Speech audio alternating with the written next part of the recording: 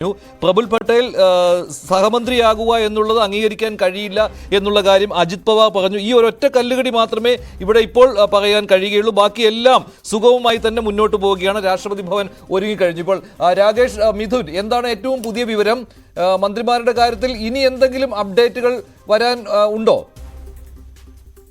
നമുക്കറിയാം 2019 സമാനമായ സാഹചര്യം തന്നെയായിരുന്നു. അതായത് സത്യപ്രതിജ്ഞയ്ക്ക് തൊട്ടു മുമ്പ് വരെ നമ്മൾ വിചാരിക്കുന്ന പോലെയല്ല ഓരോ മന്ത്രിസ്ഥാനങ്ങളും കടന്നു വരാറുള്ളത്. അത്തരത്തിൽ ഒരറിയിപ്പ് പോലും, ഒരു സൂചന പോലും നമുക്ക് ലഭ്യമാകില്ല എന്നുള്ളത് തന്നെയാണ്. അവസാന നിമിഷം വരെയും സസ്പെൻസ് തുടരുന്നു എന്നുള്ളത് തന്നെയാണ്. പക്ഷേ ഈ ഒരു സത്യപ്രതിജ്ഞയ്ക്ക് മുന്നേ തന്നെ ഇപ്പോൾ ആദ്യ പൊട്ടിത്തെറി ഇന്ത്യയിൽ ഉണ്ടായിരിക്കുന്നത് അജിത് പവാർ പക്ഷത്തിന്റെ ഭാഗത്തു നിന്ന് തന്നെയാണ്. NCP വിഭാഗത്തിന്റെ പ്രഫുൽ പട്ടേലിനെ മന്ത്രിയാക്കണം, അതായത് ക്യാബിനറ്റ് റാങ്കോട് കൂടിയുള്ള മന്ത്രിയാക്കണം എന്നുള്ള ആവശ്യമായിരുന്നു അദ്ദേഹം മുന്നോട്ട് വെച്ചിരുന്നു. എങ്കിൽ പോലും തന്നെ അത് പരിഗണിക്കാൻ BJP കേന്ദ്ര നേതൃത്വം തയ്യാറായില്ല. അതാണ് അജിത് പവാറിനെ ഇപ്പോൾ ചൊടിപ്പിച്ചിരിക്കുന്നത്. അതുകൊണ്ട് തന്നെ സഹമന്ത്രി സ്ഥാനം വഹിക്കാൻ തങ്ങൾ തയ്യാറാകുന്നില്ല. ആദ്യഘട്ടത്തിൽ ഇത്തരത്തിൽ മന്ത്രിസ്ഥാനം ഏറ്റെടുക്കാൻ തയ്യാറല്ല എന്ന് അജിത് പവാർ ഇപ്പോൾ നിലപാടെടുക്കുകയും ചെയ്തിരിക്കുന്നു. ഒപ്പം തന്നെ കള്ളപ്പണം വെളുപ്പിക്കൽ കേസുമായി ബന്ധപ്പെട്ട പ്രഫുൽ പട്ടേലിനെതിരെ ഒരു കേസ് നിലനിൽക്കുന്നുണ്ട്. അതുകൊണ്ട് തന്നെയാണ് ഇത്തരത്തിൽ മന്ത്രിയായി പരിഗണിക്കാത്തത് എന്നുള്ളൊരു വിവരമാണ് നമുക്ക് BJP കേന്ദ്ര നേതൃത്വത്തിന്റെ ഭാഗത്തുനിന്ന് ലഭ്യമാകുന്നത്. പക്ഷേ അതുകൊണ്ട് തന്നെയാണോ അതോ ഈ ഒരു നിറമങ്ങിയ പ്രകടനം ഈ 2024 ലോക്സഭാ തെരഞ്ഞെടുപ്പിൽ അജിത് പവാർ വിഭാഗത്തിന്റെ ഭാഗത്തുനിന്നും ഉണ്ടായിരിക്കുന്നു? അത് കണക്കിലെടുത്തുകൊണ്ട് തന്നെയാണോ ഇത്തരത്തിൽ അദ്ദേഹത്തെ തഴയുന്ന അടക്കമുള്ള രീതിയിലേക്ക് അല്ലെങ്കിൽ പ്രധാനപ്പെട്ട വകുപ്പുകൾ നൽകാൻ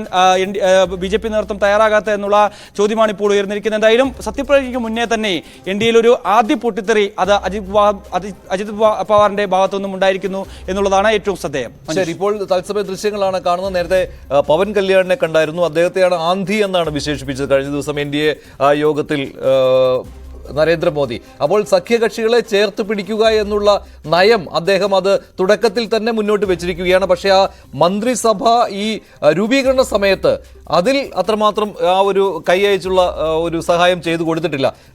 ഇത് വല്ല കാര്യമായിട്ട് തോന്നുന്നുണ്ടോ ഈ NCPയുടെ അവിടുത്തെ ഈ പിണക്കം? ഒരു സംഭവമൊന്നുമില്ല. അർഹിക്കുന്നതല്ലേ കൊടുക്കാൻ പറ്റുള്ളൂ. യുവന്മാർ മോഡിക്ക് തന്നുണ്ട്. യുവന്മാർ ഇങ്ങോട്ട് വന്നതെന്തിനാണ്? അതിപ്പോൾ ശരത് പവാറായിട്ട് ടൈപ്പൊക്കെ ഉണ്ടാക്കി ചേട്ടാ അങ്ങോട്ട് പോയില്ല, നമ്മളെ കാര്യം കുടുംബത്തിൻ്റെ കാര്യം തീരുമാനവും അതുകൊണ്ട് ചേട്ടനെ ഒന്ന് കണ്ണടച്ചേക്കണം എന്ന് പോയതാണ്. എന്തിനാ അങ്ങോട്ട് പോയിട്ട് വിചാരിച്ചൊരു ഇമ്പാക്റ്റ് അവിടെ ഉണ്ടാക്കാൻ പറ്റില്ല. സത്യത്തിൽ മഹാരാഷ്ട്രയിലും UPയിലാണല്ലോ വിചാരിച്ചൊരു ഇമ്പാക്റ്റ് ആ രീതി ഉണ്ടാക്കാൻ പറ്റാതെ പോയത്. അപ്പോൾ അങ്ങനെ ഉണ്ടാക്കിയിരുന്നെങ്കിലും ഓക്കെ. ഇന്ന് ഇവിടെ തിരിച്ചു വന്നിട്ട് ഇവർക്ക് ഈ വ്യോമയാന മന്ത്രിയായ സമയത്ത് എന്ത് അഴിമതിയാണ് ഇയാളെ നടത്തി. ഇനി അത് ഇപ്പോൾ ടാറ്റയാണ് ഈ എയർ ഇന്ത്യയെ കൈകാര്യം ചെയ്യുന്നത്. പിന്നെ അത് ഇന്ത്യൻ കോർപ്പറേറ്റ് സെക്ടറായിട്ട് ഗവൺമെൻറ് അടിയായിട്ട് മാറും. അപ്പം വ്യോമയാനൊന്നും കൊടുക്കാൻ സാധ്യത, അതാണ് കാര്യം. പക്ഷെ അത് NCPയുടെ നിലപാട് ശരിയാണ്. കാരണം പ്രഫുൽ പട്ടേലിനെ ഒരു സഹമന്ത്രിയായിട്ട് ഇരുത്തിക്കൊണ്ട് പോകാൻ എന്തായാലും അവർക്ക് കഴിയുകയില്ല, അല്ലെ? അങ്ങനെ ഒരു ഒത്തുതീർപ്പിൽ പറ്റില്ല.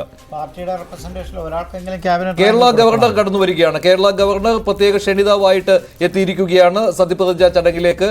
ആരിഫ് മുഹമ്മദ് ഖാൻ സത്യപ്രതിജ്ഞാ ചടങ്ങിലേക്ക് എത്തുന്ന ദൃശ്യങ്ങളാണ് കാണുന്നത്. ഇനി ഏതാനും മിനിറ്റുകൾ മാത്രമേ ബാക്കിയുള്ളൂ മൂന്നാം മോദി സർക്കാരിന്റെ സത്യപ്രതിജ്ഞയ്ക്ക്. ശ്രീ ഗോകുമാർ. അതെ, തീർച്ചയായിട്ടും. അപ്പോൾ ആ നിലയ്ക്ക് ഒരു സഖ്യകക്ഷികൾക്ക്, പ്രധാനപ്പെട്ട കക്ഷികൾക്ക് ക്യാബിനറ്റ് റാങ്ക് കൊടുക്കുന്നത് നമുക്ക് മനസ്സിലാക്കാം. അതിൽ TDPക്കും അതോടൊപ്പം തന്നെ ബീഹാറിലെ അതെ ജനതാദൾ യുവിനും കൊടുക്കുന്നതിനകത്ത് കണക്ക് പ്രകാരം ഒരു കുറവും കാണുന്നില്ല. പക്ഷേ എല്ലാ സഖ്യകക്ഷികൾക്കും തുല്യമായി കൊടുക്കുന്ന ഒരു സംവിധാനം പറ്റില്ലല്ലോ. മറ്റ് പല സാഹചര്യങ്ങളും ഉണ്ടാക്കി കൊടുക്കാം എന്നല്ലാതെ എനിക്ക് തോന്നുന്നില്ല അത് അക്കാര്യത്തിൽ ഈ രീതിയിലുള്ളൊരു NCP അജിത് പവാറിൻ്റെ സഖ്യത്തിന് ഒരു പിന്തുണ കൊടുക്കാൻ പറ്റുമെന്ന്. അത് മാത്രമല്ല, ഈ ആക്ഷേപങ്ങളൊക്കെ നിലനിൽക്കുന്നിടത്തോളം കാലം ക്യാബിനറ്റ് റാങ്ക് എടുത്തിട്ട് കേസ് വല്ലതും ശക്തിപ്പെട്ടാൽ പിന്നെ ഗവൺമെൻറ് ക്ഷീണമാകും. അപ്പോൾ ഇങ്ങനെയുള്ള പല കാരണങ്ങളുണ്ട്. പക്ഷേ ഇവിടെ ചൂണ്ടിക്കാണിച്ച പോലെ ഇത്രയും മോശപ്പെട്ട ഒരു പ്രകടനം നടത്തി നാളെ ഇനി ശരത് പവാർ പ്രശ്നത്തേക്ക് പോവുകയോന്നില്ലേ എന്ന് അറിഞ്ഞുകൂടാ. അപ്പോൾ അതൊക്കെ ആ ഫാക്ടേഴ്സ് എല്ലാം നോക്കിക്കൊണ്ട് സംസ്ഥാനത്തുള്ളൊരു ചെറിയൊരു പ്രാദേശിക പാർട്ടിയായി അവശേഷിക്കുന്ന സാഹചര്യത്തിൽ ഒരുപക്ഷെ ഇവരെ തടയാൻ തന്നെ സാധ്യതയുണ്ട്. കിട്ടുന്നത് വാങ്ങാൻ തയ്യാറായില്ലെങ്കിൽ ചിലപ്പോൾ പുറത്തു പോകാനും സാധ്യതയുണ്ട്. വേറെ കാര്യമുണ്ട്. മോഡിയുടെ സ്വഭാവം നോട്ട് നിരോധനമാണെങ്കിലും നിങ്ങൾ എന്താണെങ്കിലും അതീവ 370 റദ്ദാക്കിയാണ്. അതീവ രഹസ്യമായിട്ടാണ് കാര്യങ്ങൾ കൈകാര്യം ചെയ്യുക. ഈ പ്രഫുൽ പട്ടേലിനെ പറ്റി നിങ്ങൾക്ക് ഞാൻ കൂടുതലൊന്നും പറയുന്നില്ല. നിങ്ങൾ ബോംബെനെ പറ്റി അറിയുമെങ്കിൽ പ്രഫുൽ പട്ടേലിനെ പറ്റി, അയാളുടെ പാർട്ടി നേതാവ് അജിത് പവാറിനെ പറ്റി, മൂപ്പരെ ബന്ധു ശരത് പവാറിനെ പറ്റിയൊക്കെ ഒരുപാട് കഥകളുണ്ട്. ഈ രഹസ്യങ്ങളും ചിലപ്പം പ്രധാനപ്പെട്ട വകുപ്പുകളാണെങ്കിൽ മോഡിക്ക് കീപ്പ് ചെയ്യാൻ പറ്റില്ല. ഇപ്പം നിങ്ങൾ മോഡി നിർബലമായെന്ന് കേരളത്തിൽ പറഞ്ഞ കാര്യം, മോഡി അതിശക്തനായി തന്നെയാണ് ഇപ്പം നിൽക്കുന്നത്. കുറച്ച് സീറ്റുകളുടെ എണ്ണം കുറഞ്ഞില്ല, പക്ഷേ സീറ്റുകളുടെ എണ്ണം കുറഞ്ഞതിൻ്റെ ഏതായാലും 250 കിട്ടിയ പോലെ അവസ്ഥ തന്നെയാണ്. ഈ അപ്പുറത്ത് ഡോവലുള്ളതുകൊണ്ട് പേടിക്കേണ്ട ആവശ്യമില്ല. ആ ഒരു സന്ദർഭത്തിൽ ഈ രഹസ്യങ്ങളൊക്കെ ഒരാളെ വഴി മുപ്പര് വെക്കുമോ? നിങ്ങൾ കോമൺ സെൻസ് ഉപയോഗിച്ചാൽ മതി. പിന്നെ മാത്രമല്ല ബ്ലാക്ക് മെയിൽ ചെയ്യാൻ പറ്റിയ ശക്തിയില്ലല്ലോ. ഒരു മുന്നണിക്കകത്ത് വരുമ്പോൾ അതേപോലത്തെ ഒരു നമ്പർ ഉണ്ടെങ്കിലല്ലേ വാശി വെച്ച് അപ്പുറത്ത് അല്ല, ഇതിപ്പോ മോഡി മാത്രമല്ല, ഇതിപ്പോ ഒന്നാമത്തെ യു പി ലാല് ഭയങ്കര സംഭവമായിരുന്നു, റെയിൽവേ ഒക്കെ കൊടുത്തു. കാരണം ലാലിന് കുറേ സീറ്റ് ഉണ്ടായിരുന്നു. രണ്ടാമത്തെ യു പി വന്ന ലാലുവിന് സീറ്റ് വന്നു. ഞാൻ വിചാരിച്ചു ഈ പറഞ്ഞ ആന്റി മോഡി നിലപാടല്ല, ആന്റി ബി ജെ പി നിലപാട് ഏറ്റവും ശക്തമായിട്ട് എടുത്തിട്ടുള്ള ആളാണ് ലാലു. അതുകൊണ്ട് ലാലുവിന് ആ പഴയ പിന്നെ ഇമ്പോർട്ടൻസ് തന്നെ യു പി എ കൊടുക്കുമെന്ന് ചോദിച്ചു. സെക്കൻഡ് കൊടുത്തിട്ടില്ല. പിന്നെ മോഡി അത്രയും കൊടുക്കണം. നിങ്ങൾ അതിനെന്താ അടിസ്ഥാനമുള്ളൂ? ഇതിനകത്ത് നേതൃത്വത്തിൻ്റെ ഒരു വ്യക്തിത്വം, ഒരു കഴിവുണ്ട്, ഒരു ഘടകമാണ്. ഇവിടെ മോദിയെ പോലത്തെ ഒരു ശക്തനായ ഒരാളുടെ അടുത്ത് അങ്ങനെ ബാർഗെയിൻ ചെയ്യാൻ പറ്റില്ല. അതോടൊപ്പം തന്നെ ഈ സഖ്യകക്ഷികളിൽ പ്രധാനപ്പെട്ട കക്ഷികൾക്ക് ഈ ഗവൺമെൻറ്റിനെ മറിച്ചിടാനോ ഇല്ലെങ്കിൽ വിലപേശാനോ ഉള്ള ശക്തി ഉണ്ടെങ്കിൽ അത് ചെയ്യും. മറുവശത്തോട്ടൊന്ന് ഒന്ന് ആലോചിച്ചാൽ മതി, മറുവശത്തോട്ടൊന്ന് പോയാൽ അനേകം കൊച്ചു പാർട്ടികളുടെ ഇടയിൽ ഇവർക്ക് എന്ത് സ്ഥാനം കിട്ടും? അപ്പോൾ രാഷ്ട്രീയത്തിൽ എപ്പോഴും റിസോഴ്സും പൊസിഷനും ഇമ്പോർട്ടൻ്റ് ആണല്ലോ. അതുകൊണ്ട് അങ്ങനെ ഒരു അബദ്ധത്തിലേക്ക് NCP പോകുമെന്ന് എനിക്ക് തോന്നുന്നില്ല. NCPയുടെ ഭാവി തന്നെ അടുത്ത അസംബ്ലി ഇലക്ഷന് വരാനിരിക്കുകയാണ്. വലിയ താമസമില്ലാതെ അസംബ്ലി ഇലക്ഷന് വരാനുണ്ട്. അല്ല, മോഡിയുടെ കഴിഞ്ഞ ഇപ്പോൾ രാജീവ് ചന്ദ്രശേഖർ ആദ്യം അദ്ദേഹം BJP ഉണ്ടായിരുന്ന ആളല്ല. പക്ഷേ അദ്ദേഹം അസറ്റാണ് എന്നും അദ്ദേഹത്തിന് ദേശീയ വികാരം അതിശക്തമാണ് എന്ന് മനസ്സിലാക്കിക്കൊണ്ടാണ് അദ്ദേഹത്തൊക്കെ BJP കൊണ്ട് മന്ത്രിയാക്കുകയും ചെയ്തത്. അതാണ്. അപ്പം അങ്ങനെ സംഭവം നിങ്ങൾക്ക് ഈ പറഞ്ഞ ഇദ്ദേഹത്തിന് പ്രഫുൽ പട്ടേലിൻ്റെ കാര്യത്തിലോ മൂപ്പരെ ബന്ധുക്കളുടെ കാര്യത്തിലോ ഒന്നും കാണാൻ പറ്റിയില്ല. അതാണ് പ്രശ്നം. മോഡിയുടെ അറ്റ്മോസ്റ്റ് ഇമ്പോർട്ടൻറ്റ് നാഷണലിസം. അല്ല, ഇതേ ന്യായം തന്നെയാണ് സുരേഷ് ഗോപി ഉയർത്തിക്കൊണ്ടുവന്നത്. അല്ല, അദ്ദേഹത്തിൽ പൊട്ടൻഷ്യൽ ആണെന്ന് മോദിക്ക് മനസ്സിലായത് കൊണ്ടാണ് ചെയ്തത്. ഇല്ലെങ്കിൽ ഇദ്ദേഹത്തിൻ്റെ വിജയത്തിന് ഇത്ര ക്രൂഷ്യലായി 3 തവണ തൃശ്ശൂരിൽ പ്രത്യേകിച്ച് വരുമോ? അപ്പോൾ അതിൻ്റെ വളരെ ക്ലിയറാണ്. സുരേഷ് ഗോപിയിൽ നിന്ന് അദ്ദേഹം ഒരുപാട് പ്രതീക്ഷിക്കുന്നുണ്ട്. തിരിച്ചും അല്ല, സുരേഷ് ഗോപിയുടെ കാര്യത്തിൽ ഇപ്പോൾ എല്ലാവരും ഏത് മിനിസ്റ്ററി വന്നാൽ ആരെങ്കിലും എങ്ങനെങ്കിലും മന്ത്രിയാവാൻ MP ആകാൻ കട. സുരേഷ് ഗോപി എനിക്കിപ്പോൾ തൽക്കാലം മത്സരിക്കാൻ താല്പര്യമില്ല. ആദ്യമൊക്കെ വന്നപ്പോൾ എന്നിട്ട് നിർബന്ധിച്ചിട്ടുകൊണ്ട് മത്സരിച്ചു. ഈ മത്സരിക്കുന്ന സമയത്ത് തന്നെ ജയിച്ചാലും തോറ്റാലും MP ആക്കാന്ന് മന്ത്രിയാക്കാന്ന ഓഫർ. പക്ഷേ എനിക്കിപ്പോൾ താല്പര്യമില്ല. 2.5 വർഷം കഴിയട്ടെ, ജയിച്ചാലും തോറ്റാലും. അങ്ങനെ ആരെങ്കിലും പറയും? ആരും പറയില്ല. ഇത്രത്തോളം സാമ്പത്തിക കാര്യങ്ങൾക്ക് ഇത്ര മനുഷ്യത്വ രീതിയിൽ പെരുമാറി പാവങ്ങൾക്ക് സഹായിക്കാൻ തയ്യാറുള്ള ഒരു മനസ്സും ഒത്തിരി ക്ഷുഭിതനാവുന്ന സ്വഭാവങ്ങളൊക്കെ ഇടയ്ക്കുണ്ടെങ്കിലും ജനങ്ങളുടെ ഹൃദയത്തിൽ അദ്ദേഹത്തിന് വലിയൊരു സ്ഥാനമുണ്ടെന്നുള്ള ഈ തെരഞ്ഞെടുപ്പ് വിജയം കാണിച്ചു. ആദ്യത്തെ തെരഞ്ഞെടുപ്പിൽ തന്നെ 28% പോൾ ചെയ്യുക എന്ന് പറഞ്ഞാൽ ഒരു അടിത്തറയില്ലാത്തൊരു പാർട്ടിക്ക് തൃശ്ശൂരിൽ ഒറ്റ സ്ട്രോക്കിൽ 28% പോൾ ചെയ്തു. അതിപ്പോൾ 38 ജയിച്ചു. ഇപ്പോൾ ഈ മന്ത്രിമാരുടെ അവസാന പട്ടിക ആയി കഴിഞ്ഞല്ലോ മിഥുൻ, രാകേഷ്. 12 പേരാണ് സഖ്യകക്ഷികളിൽ നിന്നുള്ളത്. അതിലിപ്പോൾ JDU-വിനും TDP-ക്ക് മാത്രം 2 വീതം മന്ത്രിമാരെ നൽകിയിട്ടുണ്ട്. അങ്ങനെ 4 പേർ. അതെ, ബാക്കി 8 പേർക്ക് 8 ഘടകകക്ഷികൾക്ക് ഓരോ മന്ത്രിസ്ഥാനവും നൽകി. അതിൽ NCP അജിത് പവാർ വിഭാഗത്തിന് കൂടി 1 നൽകുമായിരുന്നു. പക്ഷേ അദ്ദേഹം അത് വേണ്ട എന്ന് പറഞ്ഞു, സഹമന്ത്രി സ്ഥാനം വേണ്ട എന്ന് പറഞ്ഞു. അങ്ങനെ 12 പേരാണ് ഇല്ലേ? അപ്പോൾ TDP-ക്ക് കൂടുതലില്ല. 2 തന്നെയാണ് TDP-ക്കും, 2 തന്നെയാണ് JDU-വിനും വന്നിട്ടുള്ളത്. പിന്നെ ആ പട്ടികയിൽ നമ്മൾ നേരത്തെ പുറത്തുവിട്ട ആ പട്ടികയിൽ മാറ്റങ്ങൾ വന്നിട്ടില്ല. അനുരാഗ് ഠാക്കൂർ ഇല്ല പട്ടികയിൽ, അല്ലേ? മനുഷ്യ നിലവിൽ അതേ രീതിയിൽ തന്നെയാണ് കാര്യങ്ങൾ പോകുന്നത്. HD കുമാരസ്വാമി JDS-ൽ നിന്ന് ഒരു മന്ത്രിസ്ഥാനം ഉണ്ട്. ഒപ്പം തന്നെ LJP-യിൽ നിന്ന് ചിരാഗ് പാസ്വാൻ കേന്ദ്രമന്ത്രിയാകും. റിപ്പബ്ലിക്കൻ പാർട്ടിയിൽ നിന്ന് രാംദാസ് അത്താവലെ കേന്ദ്രമന്ത്രിയായി സത്യപ്രതിജ്ഞ ചെയ്യും. ഒപ്പം തന്നെ ഹിന്ദുസ്ഥാൻ അവാം മോർച്ചയിൽ നിന്ന് ജിതിൻ റാം മഞ്ചി അദ്ദേഹം കേന്ദ്രമന്ത്രിയായി ഇന്ന് നരേന്ദ്രമോദിക്കൊപ്പം സത്യപ്രതിജ്ഞ ചെയ്യും. ഒപ്പം തന്നെ ശിവസേനയിൽ നിന്ന് പ്രതാപ് റാവു ജാദവാണ്. ശിവസേനയിൽ 7 സീറ്റാണ് മഹാരാഷ്ട്രയിൽ നിന്ന് ലഭിച്ചത് ഏക്നാഥ് ഷിൻഡെ പക്ഷത്തിന്. അതിൽ ഒരു വ്യക്തിക്ക് ഇപ്പോൾ മന്ത്രിസ്ഥാനം നൽകുന്നു എന്നുള്ളത് തന്നെയാണ്. അത് കേന്ദ്ര ക്യാബിനറ്റ് റാങ്കാണോ അതോ സഹമന്ത്രിയാണോ അല്ലെങ്കിൽ സ്വതന്ത്ര ചുമതലയുള്ള മന്ത്രിയാണോ എന്ന് നമുക്ക് കണ്ടറിയേണ്ടിയിരിക്കുന്നു. അക്കാര്യത്തിലൊരു വ്യക്തത ഇതുവരെയും വന്നിട്ടില്ല. ഒപ്പം തന്നെ TDP-യിൽ നിന്ന് ചന്ദ്രശേഖർ പെമ്മസാനിയും ഒപ്പം തന്നെ രാം മോഹൻ നായിഡു കിഞ്ചാരപ്പു ആണ് TDP-യിൽ നിന്ന് 2 പേർ ഇന്ന് കേന്ദ്രമന്ത്രിമാരായി സത്യപ്രതിജ്ഞ ചെയ്യുന്നത്. അതിൽ ഒരാൾക്ക് ക്യാബിനറ്റ് പദവിയും ഒരാൾക്ക് സഹമന്ത്രിയും സ്ഥാനമാണ് നൽകുന്നത്. ഒപ്പം തന്നെ JDU-ൽ നിന്ന് നേരത്തെ സൂചിപ്പിച്ചതുപോലെ തന്നെ നിലവിൽ 2 പേർക്കാണ് രാംനാഥ് ഠാക്കൂറും ഒപ്പം തന്നെ ലല്ലൻ സിംഗിനും കേന്ദ്രമന്ത്രിമാരായി സത്യപ്രതിജ്ഞ ചെയ്യും. ഒപ്പം തന്നെ AJSU-ൽ നിന്ന് ചന്ദ്രശേഖർ ചൗധരി, RLD-യിൽ നിന്ന് ജയൻ ചൗധരിയും ഒപ്പം തന്നെ അപ്നാദിൽ നിന്ന് അനുപ്രിയ പട്ടേൽ. അങ്ങനെയാണ് ഘടകകക്ഷികൾക്ക് ഇപ്പോൾ 12 പേര്. ബാക്കി 36 പേരും BJP-യിൽ നിന്നാണ് വരുന്നത്. അതിന്റെ പട്ടിക എന്ന് പറയുന്നത് അമിത്ഷാ, നിർമ്മല സീതാരാമൻ, രാജ്നാഥ് സിംഗ് വരുന്നു.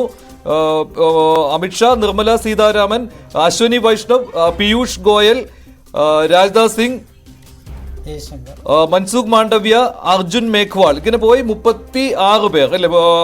ശിവരാജ് സിംഗ് ചൗഹാന്റെ പേര് ഞാൻ പറഞ്ഞല്ലോ അല്ലെ. ശിവരാജ് സിംഗ് ചൗഹാൻ ആ പട്ടികയിലുണ്ട്. ജയശങ്കറുടെ പേര് സാറ് പറഞ്ഞത്. സുരേഷ് ഗോപി, മനോഹർ ലാൽ ഖട്ടർ വരുന്നു ഹരിയാനയിൽ നിന്ന്, അത് പ്രധാനപ്പെട്ട ഒരു മൂവാണ്. സർബാനന്ദ് സോനോവാൾ അസമിൽ നിന്ന് വരുന്നു. കിരൺ റിജിജു അരുണാചൽ പ്രദേശിൽ നിന്ന്, അദ്ദേഹം മന്ത്രിയായി തുടരുന്നു. റാവു ഇന്ദ്രജിത്ത് വരുന്നു ഹരിയാന. ജിതേന്ദ്ര സിംഗ് വരുന്നു ജമ്മു ആൻഡ് കാശ്മീരിൽ നിന്ന് അല്ലെ. ജിതേന്ദ്ര സിംഗിന്റെ പേര് ആ പട്ടികയിലുണ്ട്. ധർമ്മേന്ദ്ര പ്രധാൻ വരുന്നു ഗുജറാത്തിൽ നിന്ന് അല്ലെ. ഗജേന്ദ്ര സിംഗ് ഷെഖാവത്ത് വരുന്നു. ഭൂപേന്ദ്ര യാദവ് വരുന്നു. പ്രഹ്ലാദ് ജോഷി കർണാടകത്തിൽ നിന്ന്. ഇത് പഴയ ആളുകൾ തന്നെ. കമൽജിത്ത് ഷെഖാവത്ത് അതായത് ദില്ലിയിൽ നിന്നാണ്. രക്ഷ ഖഡ്സെ വരുന്നുണ്ട് മഹാരാഷ്ട്രയിൽ നിന്ന്. കിഷൻ റെഡ്ഡി തെലങ്കാനയിൽ നിന്നാണ്. ഹർദീപ് സിംഗ് പുരി പഞ്ചാബിന്റെ പ്രതിനിധിയായിട്ട് അദ്ദേഹവും വരുന്നു. ബിട്ടുവിനും ഇത്തവണ മന്ത്രിസ്ഥാനം കൊടുത്തിട്ടുണ്ട്. അദ്ദേഹം കോൺഗ്രസിൽ നിന്ന് രാജിവെച്ച് വന്നതാണല്ലോ. അപ്പോൾ പഞ്ചാബിന്റെ മറ്റൊരു പ്രതിനിധി പങ്കജ് ചൗധരി ഉണ്ട്. ബണ്ടി സഞ്ജയ് കുമാർ തെലങ്കാനയിൽ നിന്നുള്ള പ്രതിനിധിയായിട്ട് അദ്ദേഹവും വരുന്നുണ്ട്. അപ്പോൾ അന്നപൂർണ ദേവിയുണ്ട്. BL വർമ്മയുണ്ട്. അന്നപൂർണ ദേവി ജാർഖണ്ഡ് ആണല്ലോ അല്ലെ. ശോഭ കരന്തലജെ കർണാടകത്തിൽ നിന്ന്. ഹർഷ് മൽഹോത്രയുണ്ട്. ജിതിൻ പ്രസാദയുണ്ട്. അപ്പോൾ ആ പട്ടികയിൽ വലിയ ഒരു മാറ്റവുമില്ല. 36 പ്ലസ് 12 48 പേരാണ് പ്രധാനമന്ത്രിക്ക് പുറമെ സത്യപ്രതിജ്ഞ ചെയ്യുന്നത്. ഇപ്പോൾ അതിഥികൾ വരുന്നതിന്റെ ദൃശ്യങ്ങൾ, കൂടുതൽ ദൃശ്യങ്ങൾ വന്നുകൊണ്ടിരിക്കുകയാണ്. ഏതാനും സമയം മാത്രമേ ബാക്കിയുള്ളൂ. മിഥുൻ, രാകേഷ്, എന്തെങ്കിലും അപ്ഡേറ്റ്സ്? മഞ്ജുഷ്, ഇപ്പോൾ 53 ആയിരിക്കും. ഇന്ന് നരേന്ദ്രമോദിക്കൊപ്പം 53 പേർ സത്യപ്രതിജ്ഞ ചെയ്യുമെന്നാണ് നമുക്കിപ്പോൾ മനസ്സിലാക്കാൻ സാധിക്കുന്നത്. 41 പേർ BJP-യിൽ നിന്ന്, 12 പേർ ഘടകകക്ഷിയിൽ നിന്ന്. അങ്ങനെയാണ് 5 പേരുടെ പട്ടിക വന്നിട്ടുണ്ടോ ആരൊക്കെയാണ് എന്നുള്ള കാര്യം? നിലവിൽ അതായത് നേരത്തെ പുറത്തു വന്ന പട്ടിക അനുസരിച്ചായിരുന്നു 36 പേർ BJP-യിൽ നിന്നുണ്ട് ഉണ്ടായിരുന്നത്. ഇപ്പോൾ ജോർജ് കുര്യൻ അടക്കമുള്ളവരുടെ പേരുകൾ വന്നതോടുകൂടിയാണ്. അതിനുശേഷം പിന്നീട് വന്നിട്ടുള്ള പേരുകൾ നമ്മൾ നോക്കുമ്പോൾ ജിതിൻ പ്രസാദ, പങ്കജ് ചൗധരി, ഒപ്പം തന്നെ അജയ് താംദ അടക്കമുള്ള നേതാക്കളെ കൂടി ഇതിനകത്ത് ഉൾപ്പെടുത്തിയിരിക്കുന്നു എന്നുള്ളത് തന്നെയാണ്. അങ്ങനെ 41 പേരായിട്ട് ഇപ്പോൾ BJP-യുടെ പട്ടിക ഉയർന്നു വരുന്നു എന്നുള്ളത് തന്നെയാണ്. അങ്ങനെ 53 പേർ ടോട്ടൽ. ശരി, ഒരു ജംബോ പട്ടിക അങ്ങനെ പറയാൻ പറ്റുമോ? 53 ലിമിറ്റ് ഉണ്ടല്ലോ. നമുക്ക് ഔദ്യോഗികമായിട്ടൊരു ലിമിറ്റുണ്ട്. ആ ലിമിറ്റിനപ്പുറം പോകാൻ പാടില്ലല്ലോ. 15% മൊത്തത്തിലുള്ള പാർലമെൻറ്റ് മെമ്പേഴ്സിൻ്റെ, ലോക്സഭയുടെ 15%. അപ്പോൾ അത് അതിനകത്ത് നിർത്തണം. അപ്പോൾ ഇനിയൊരു എക്സ്പാൻഷൻ വരും. അപ്പോൾ അതുകൂടെ ചേർത്താലും ഒരു സീലിംഗ് ഉണ്ട്. ആ സീലിങ്ങിനപ്പുറം പോകാൻ പറ്റില്ല. എങ്ങനെയാണ് താങ്കൾ ഇപ്പോൾ? അല്ല, ഇത് തന്നെ, ഇത് പരമാവധി എനിക്ക് 65 വരെ പോകാൻ തോന്നുന്നില്ലേ കണക്കനുസരിച്ച്. പക്ഷേ അത്രയും പോകാൻ സാധ്യത. മോഡിയുടെ സുഖാന്ത ആളുകൾ എണ്ണം കുറച്ചിട്ട് പവർ കൂട്ടി സെൻട്രലൈസ് ചെയ്യുക എന്നുള്ളതാണ്.